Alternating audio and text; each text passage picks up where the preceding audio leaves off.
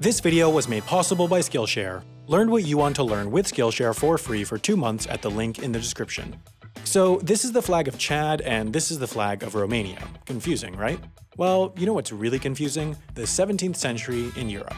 Finland was Swedish, Venice was a country ruled by a doge, Germany was a bajillion different things, Belgium was Spanish but called the Netherlands. Really nothing made sense. One of the few things that did make sense though was that, aside from Spain holding territory on 5 different continents and France 4, mainland Spain looked like Spain and mainland France looked like France. Spain was ruled by the Habsburgs, an 11th through 17th century version of the Kardashians that gained huge amounts of power through marrying other powerful people. These Habsburgs also happened to rule the Holy Roman Empire to the north and east, which meant that France was completely surrounded. The country remembered the venerable adage, violence is always the answer, and got to fighting.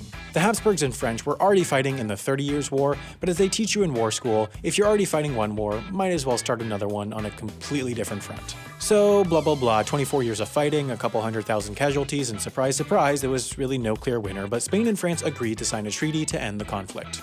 Today, the French-Spanish border just looks like this. You could actually accidentally drive into Spain as there's no border controls thanks to the EU Schengen zone, but back in the 17th century, the border was one of the most heavily guarded in the world. You could compare it to the DMZ between North and South Korea today, minus the world's most threatening toddler. In the Korean DMZ, the two countries' representatives meet in buildings directly on the border which have tables inside directly on the border, so South Koreans can sit in their country and North Koreans can sit in theirs, but back centuries ago, the French and Spanish had a different solution. They would meet here, on Pheasant Island in the middle of the Bidassoa River between the French town of Hendaye and the Spanish town of Iron.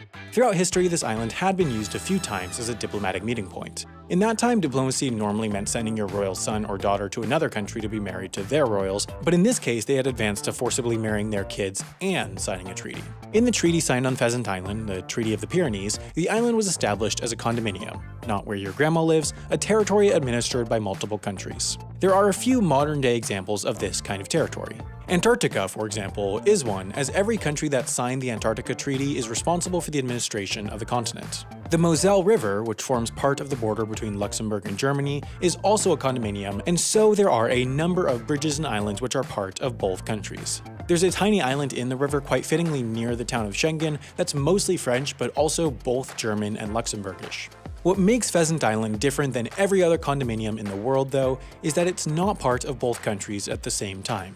Between the 1st of February and the 31st of July each year, Pheasant is part of Spain, then from the 1st of August to the 31st of January, it's part of France, meaning that the territory of each country fluctuates by 0.000263 square miles depending on the time of year. Now, most other places in the world, changing an island's sovereignty 2 times a year would be an enormous hassle, but what's convenient about Pheasant is that the island is uninhabited, so there's no population that has to switch between being unemployed and on strike every 6 months. Maintaining an empty, football field-sized piece of land is still a big responsibility, though. Of course, the two countries aren't actively trying to kill each other nowadays, so they don't need to meet on the island to exchange children anymore, but the island still does need maintenance. Depending on what time of year it is, the island's upkeep will either be performed by the French or the Spanish Parks Department. Young hooligans also often try to camp on the island, but they're dealt with by the police force of the country the island currently belongs to. In the past, there was a ceremony to mark the handover of the territory every 6 months, but more recently, that practice has stopped. The island is in the Basque Country, which has a fairly strong separatist movement from Spain and to a lesser extent France. The road signs on the Spanish side, for example, are in Basque and English with Spanish left out. A ceremony marking Spanish sovereignty would therefore just be asking for trouble, but the transfer of sovereignty still happens silently. Pheasant Island will likely eventually disappear as it's slowly eroding, but at least until laws are changed, the territory will continue flip-flopping between countries every 6 months.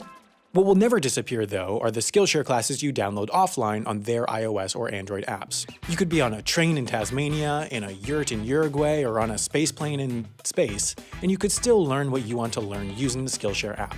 They have over 20,000 classes, so if there's something you want to learn, there's a good chance you can learn it with Skillshare.